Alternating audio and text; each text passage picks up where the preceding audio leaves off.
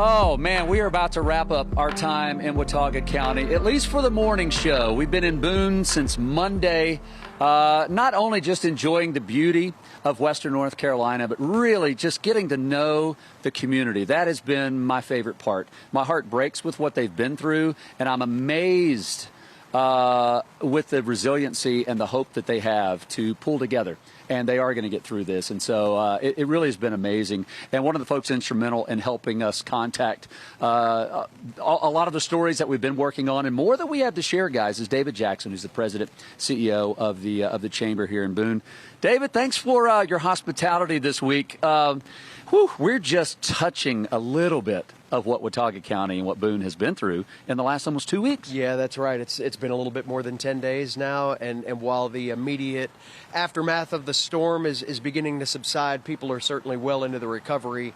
There's a second part of this recovery, and we've known that this is a marathon, not a sprint, and really starting to understand the economic side of this and, you know, how people can reach out to the small businesses that they've known and loved for so long. Getting here physically has been a challenge. That is going to start to get a little bit easier, but we need to do that in a measured and responsible way. So a lot of you that have reached out to those businesses buying gift cards and just loving on them, sharing their social media posts, that means more than you could ever know.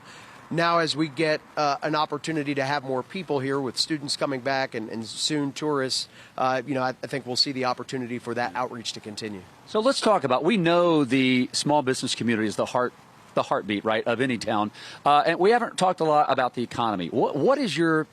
How do you wrap your head around what you think the next 6 months are going to look like? Ski season will be here soon. People come up this time of year to this area. What are you anticipating? Yeah, that's the anxious part of this whole entire thing right now. And understanding, too, that October is prime time here. This is the biggest month for tourism that we have here.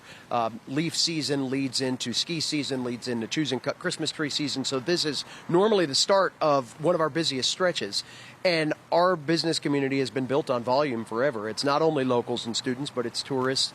And to not be able to actively and articulate that in the right way in the last couple of weeks has been a challenge. Now, as we begin to get more of our community back together, I would just caution everybody to say that this is not the community that you left 2 weeks ago. Oh. And we are continuing to try to find ways that we're going to operate. Some parts of our community have been impacted more than others, but your outreach means everything. Whether, again, that's from afar or as you come back here, just be respectful and mindful that people have been through a lot and you are a part of the healing process, and we just need to have that be coordinated for a little while longer as we continue to get away from this. Some of the annual events that folks not up in Western North Carolina look forward to coming up here, fall festivals, the Woolly Worm Festival, which is not going to be happening. Right. Like, how do you pivot with those things? Yeah, so Woolly Worm Festival and Valley Country Fair bring about 100,000 people to our community in a 3-day stretch that would have started Friday. So that is a huge hit to our area.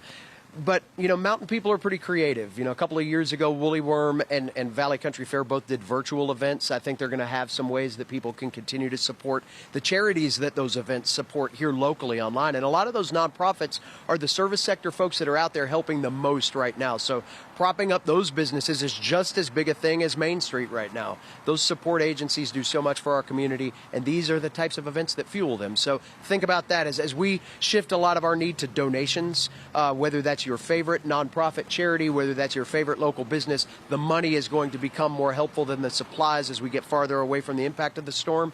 But just know that generosity, we've said thank you a million times, we can never say it enough, and that's genuine from every person up here.